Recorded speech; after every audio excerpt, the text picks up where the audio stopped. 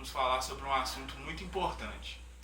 A OMS, Organização Mundial da Saúde, indica que as doenças crônicas, como as cardiovasculares, a diabetes, a obesidade, o câncer e as doenças respiratórias, representam cerca de 59% de 57 milhões de mortes no mundo. A expansão das doenças crônicas se reflete principalmente nos processos de industrialização, urbanismo, desenvolvimento econômico e globalização alimentar, como, por exemplo, alteração das dietas alimentares, crescimento do consumo de tabaco, colesterol elevado, pressão alta, dieta pobre em frutas e vegetais e o sedentarismo. Atualmente, os hábitos alimentares estão mudando. As pessoas consomem cada vez mais cedo alimentos mais calóricos, com elevado nível de açúcar, de gorduras saturadas e também pratos excessivamente salgados. E aí que surge outra preocupação, que são as doenças crônicas nas crianças. As crianças portadoras de alguma doença crônica, hereditária ou que veio com o passar do tempo, costumam trazer uma vida estressante, que vai influenciar todo o desenvolvimento normal dela e também da família.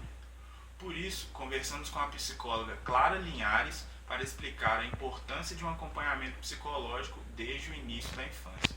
São essas famílias que têm crianças que têm algum tipo de dificuldade ou alguma doença crônica, alguma coisa nesse sentido, elas vão precisar de um apoio, não só um apoio psicológico, que eu acho que é fundamental, assim que elas saibam que têm um filho, que vão ter um filho, porque é possível hoje, em exames de gravidez, a pessoa detectar se a criança é normal ou não, se ela vai ter uma anormalidade, e é possível também preparar os pais para isso. Mas a gente sabe que no Brasil, dependendo do nível social da pessoa, isso não vai ser possível. Então, o que acontece normalmente é que essas pessoas têm filhos, isso muda totalmente a dinâmica da família, e não só a dinâmica da família, como a dinâmica da própria mãe, porque a vida dela passa a mudar completamente, ela vive em função desse filho. Então, ela é uma pessoa que precisaria de um apoio, de uma orientação psicológica, de um acompanhamento de assistentes sociais que pudessem dar a ela um apoio para ela passar por essa fase inicial, porque no início ela tem uma dificuldade, mas depois, à medida que a criança vai crescendo, vai amadurecendo, ela vai aceitando aquela ideia, aquela situação como sendo uma coisa natural. E muitas delas convivem brilhantemente bem com isso daí o resto da vida ou enquanto essa criança estiver viva.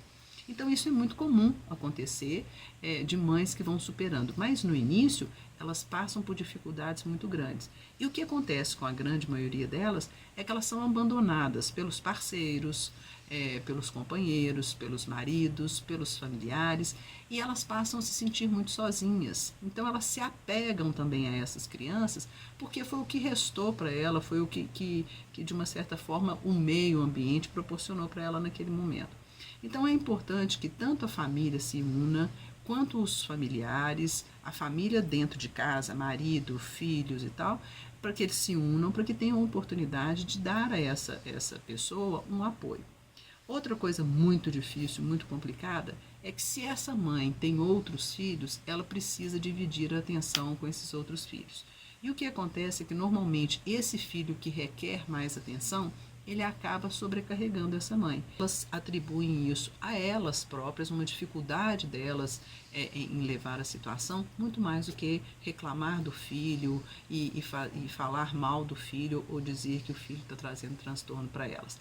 Elas se culpam, elas se penitenciam por essas situações e elas mesmas reagem em relação a isso e superam também à medida que vão vivendo. Mas eu reconheço que muitas delas faltam amor, carinho, atenção, respeito, cuidado por parte dos companheiros, da família e do apoio normalmente das pessoas que são importantes. Bom, pessoal, então termina aqui mais um programa. Espero que vocês tenham gostado e a gente volta na semana que vem. Um abraço, tchau, tchau.